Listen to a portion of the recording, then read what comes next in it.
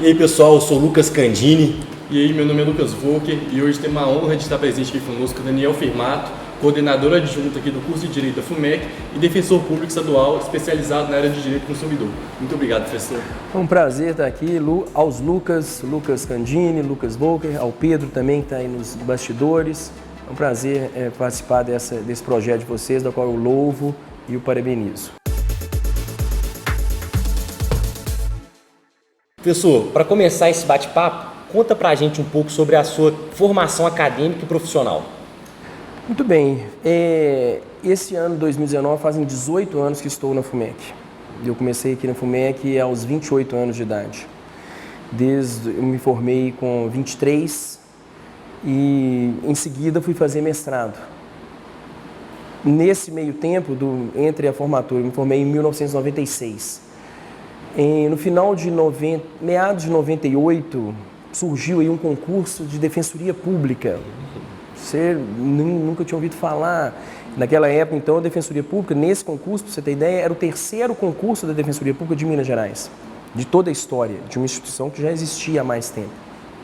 E eu fiz aquele concurso sem menor preparação, não fiz cursinho, não fiz nada disso. Tá? Eu advogava um pouco com meu pai, que já era advogado, e fiz o concurso para lá. E nessa época eu já estava no mestrado em Direito Econômico, na UFMG. Qual não foi minha surpresa que eu passei no concurso. Mas eu falei assim, mas eu estou fazendo os créditos, eu não posso sair daqui agora. Então eu retardei ao máximo a minha posse. Foram vários, eu lembro que na época foi em 98, eu retardei ao máximo, não fui tomando posse, fui passando para trás, exatamente porque eu falei assim, o que eu vou fazer? Peraí, tá esquisito isso aqui.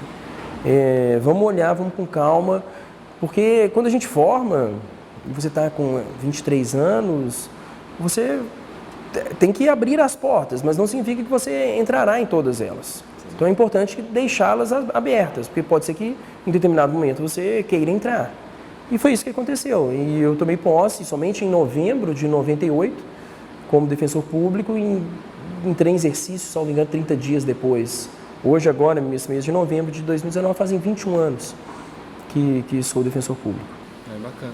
Então foi o único concurso que você prestou e foi o primeiro que já entrou e foi a paixão à primeira vista, podemos dizer assim? Não à primeira vista, mas você foi ao longo do tempo e a profissão te permite isso, e a minha área, tanto até mesmo da graduação, eu já fui tendo uma tendência com o direito do consumidor. O direito econômico veio como algo macro, mas o direito do consumidor sempre foi uma tendência. E a defensoria pública, pela meus estudos, pelo fato de estar concluindo um mestrado, isso me ajudou muito dentro do contexto da defensoria pública naquela época, que estava em estruturação. Então eu acabei indo para uma área específica de direito do consumidor e lá estou até hoje e eu faço especificamente e exclusivamente direito do consumidor. Eu reconheço isso, foi um privilégio que eu tive e acabei não tendo aquela clínica geral, aquela coisa que hoje é muito comum, há uma estruturação melhor, mas naquela época eu acabei sendo direcionado e acabei ficando nessa área. Professor, e nos tempos de faculdade, você já teve uma empatia especial com o direito do consumidor ou isso foi se construindo depois de formado? Então, quando o Código entrou em vigor em 1991, foi exatamente o ano em que comecei a minha faculdade de Direito. E estava uma evolução com relação a esse novo microsistema jurídico que se formava em meados da década de 90. Então isso foi muito impulsionador dentro de uma nova realidade jurídica que surgia. Eu posso fazer um paralelo hoje, como se fosse hoje uma questão de Lei Geral de Proteção de Dados, que está aí para entrar em vigor em agosto do ano que vem, uma nova lei, uma nova realidade, uma mudança estrutural que afetará a sociedade, o direito alterando a sociedade, nesse caso. Foi o mesmo algo que aconteceu no direito consumidor naquela década de 90, não existia nada sobre isso. Então tudo era novo, tudo era os projetos, eu tive a honra de participar desde sempre de um instituto que naquela época se formava, que era o Instituto Brasileiro de Política e Direito do Consumidor, o Brasilcom, que até hoje edita a Revista de Direito do Consumidor, que está no número 125. Então ela é publicada ininterruptamente desde 1992. Então naquela época, a professora Cláudia Lima Marques, que era do Rio Grande do Sul, ela criou o Brasilcom Acadêmico e eu participei aqui em Belo Horizonte desse Brasilcom Acadêmico com vários amigos, colegas daquela época que são amigos até hoje. Cito aí nominalmente a professora Amanda, o professor Fabiano Teodoro, o professor João Paulo Fernandes, que é nosso professor aqui também da escola. E hoje eu tenho a honra de participar, de integrar, ainda em 2019, a diretoria nacional do Brasilcom, já pela 4ª vez. E isso foi realmente gratificante. Diferentemente da vulnerabilidade no tocante ao direito do consumidor, diferentemente da área criminal ou civil, como que é lidar com o pessoal de baixa renda? É igual no criminal, no civil, ou tem uma especificação por ser da área do direito do consumidor? Como é que é essa história? Ótima pergunta, Lucas.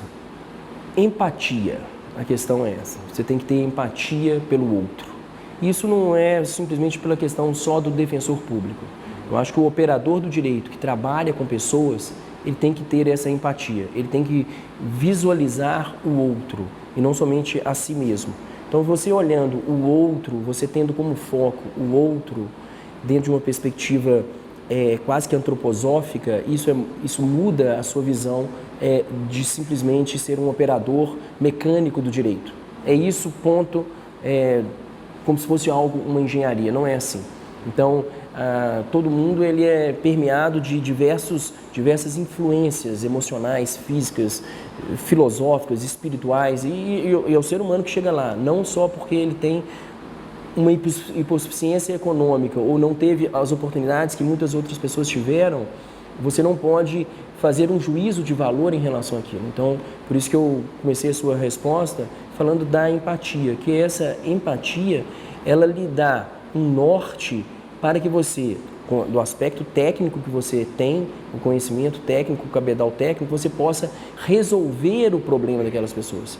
Eu sempre coloco isso, eu estou ali não é para mostrar erudição, para mostrar conhecimento, absolutamente. Estou ali para resolver o problema do outro.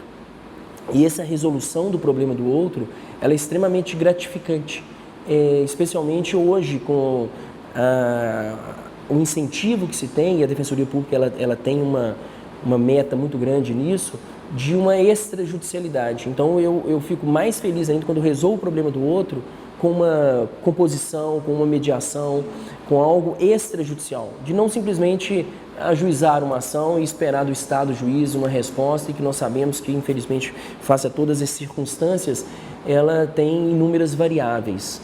Esse que é o ponto. Interessante, professor. Uma pergunta voltada para a área acadêmica e também profissional.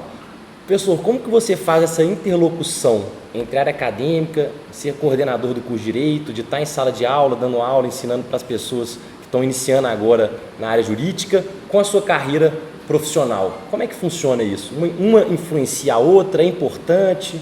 Sem dúvida nenhuma, sem dúvida nenhuma. Então a questão ela é complementar. Então, tanto que dentro de um contexto, seja do direito econômico, seja do direito consumidor, a minha atividade profissional, ela completa assim, de uma forma quase como o substrato com a enzima, de uma forma integral, porque eu utilizo exatamente tudo que é prático, tudo que é caso, dentro daquilo que eu vivencio na minha atividade diária na Defensoria Pública, em sala de aula. Então, isso gera uma atualização, gera um incentivo maior daquilo do direito vivo. Porque o direito é algo que existe no mundo. O direito é algo que nos acompanha desde antes de nascermos até depois de morrermos. Então, o direito ele é na nossa vida.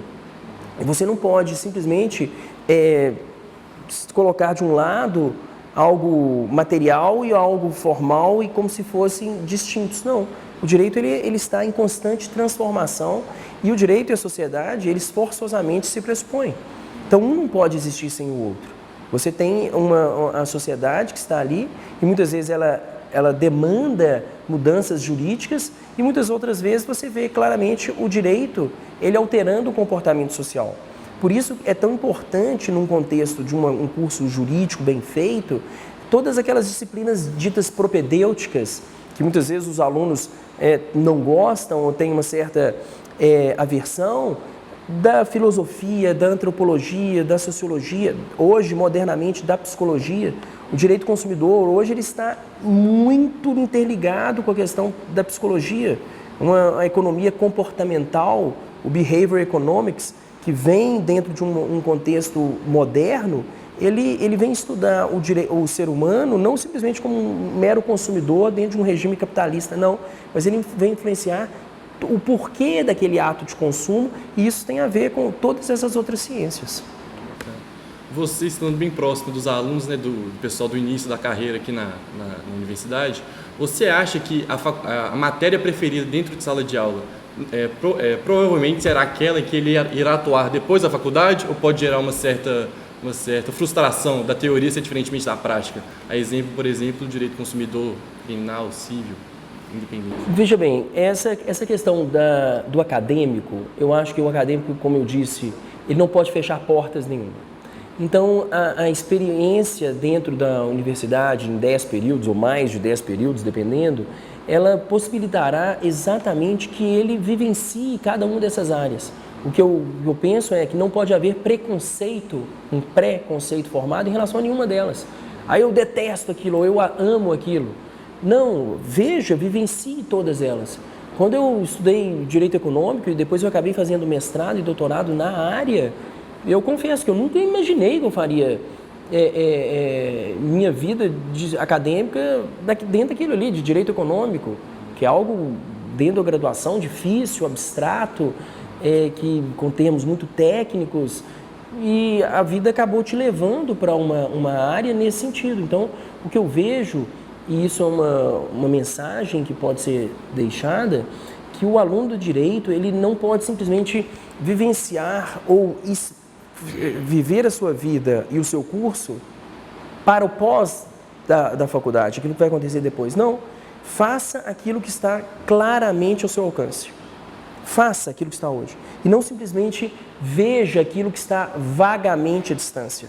Porque senão você fica simplesmente, eu quero isso, eu serei aquilo, quando eu formar eu farei aquilo, quando eu me casar, quando acontecer. Não, a felicidade consiste exatamente no momento. É a vivenciar exatamente aquele passo onde você está. Você está fazendo o quê? Eu estou fazendo o terceiro período de direito. Então, ótimo, faça bem feito.